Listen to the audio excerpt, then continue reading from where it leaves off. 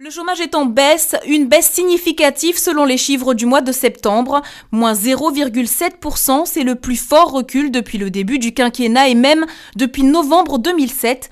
Le département du Val d'Oise, également concerné par cette diminution, compte désormais une centaine de chômeurs en moins. Pour Jean-Michel Ruiz, secrétaire départemental du PCF 95, le Parti communiste français du Val d'Oise, pas de quoi se réjouir. Pour lui, ces chiffres ne traduiraient aucune reprise sérieuse de l'emploi. Je ne vais pas dire que c'est une mauvaise nouvelle si on annonce une baisse du chômage, mais il faut aussi qu'elle soit réelle. J'ai de forts doutes sur ces chiffres-là, déjà, puisqu'on sait qu'il y a des radiations qui se font et d'une manière vraiment empirique. Donc moi, ce que je voudrais là-dessus, c'est insister déjà sur le drame qui est le chômage pour de nombreuses familles. On parle de chiffres. On dit aujourd'hui, dans le Val d'Oise, il y a 100 personnes en moins au chômage. Tant mieux pour ces personnes-là, tant mieux pour les familles. Mais en un an, depuis septembre 2014, c'est une progression de 5000 chômeurs sur le Val d'Oise. C'est énorme. On imagine le nombre de personnes, le nombre de familles, le nombre d'enfants qui souffrent de cette situation, qui finalement souffrent de cette précarité, d'une politique d'austérité qui est dévastatrice. Voilà. Donc ne nous réjouissons pas pour des chiffres qui ne sont pour moi que vraiment ponctuels, qui en plus n'augurent pas d'une reprise de l'emploi. On le voit, en plus on est dans un département qui risque d'être encore fortement sinistré. Je le disais, notre tête de liste au régional sur la liste départementale, en fait, Julie Morel, qui est syndicaliste à Air France, le signalait, 2900 suppressions d'emplois annoncées à Air France. On sait qu'il y a 5 emplois induits pour un emploi à Air France, que 20 000 Valdoisiens travaillent sur la plateforme de Roissy.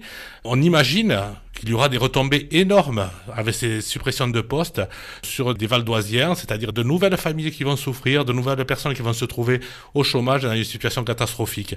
Voilà, donc ne nous réjouissons pas trop vite. De plus, la réforme des collectivités territoriales qui est enclenchée, qui va prendre effet en janvier 2016, il y a des regroupements de collectivités, il y a des suppressions d'agglomérations ou de collectivités, de communautés de communes. On le sait, c'est fait aussi pour faire des économies bien entendu sur le personnel.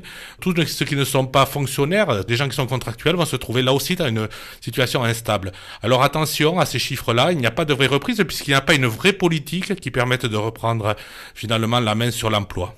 Et pour vous, la vraie politique, ce serait laquelle? Déjà, ce n'est pas la politique de l'offre. Pour moi, c'est déjà la politique de la demande. Donner les moyens aux gens, augmenter les salaires, leur permettre aux gens d'acheter, d'avoir du pouvoir d'achat.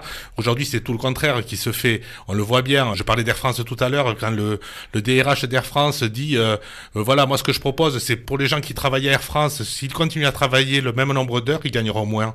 Mais où on est, quoi? Je veux dire, on est dans un pays ultra riche, on est dans la région la plus riche d'Europe, et à côté de ça, on se permet aujourd'hui, pour privilégier les actionnaires, pour privilégier la finance, de justement s'arc-bouter sur de moins bonnes conditions de travail pour les salariés, des salaires de plus en plus bas. On a le projet du Grand Paris dans lequel le Val d'Oise s'insère. Est-ce que c'est pas un espoir au niveau de l'emploi? Non, justement. Le Grand Paris, en fait, va être centré beaucoup sur la finance. En effet, ce n'est pas des créations d'emplois. On le voit, le Grand Paris, les retombées qu'il a sur, par exemple, notre département, à part Argenteuil qui rejoint la métropole, le reste, c'est des agglomérations qui explosent. C'est le cas de nombreuses communautés de communes qui explosent, des salariés qui se trouvent encore dans plus de précarité, la concurrence entre territoires. C'est pas comme ça qu'on fait de l'emploi.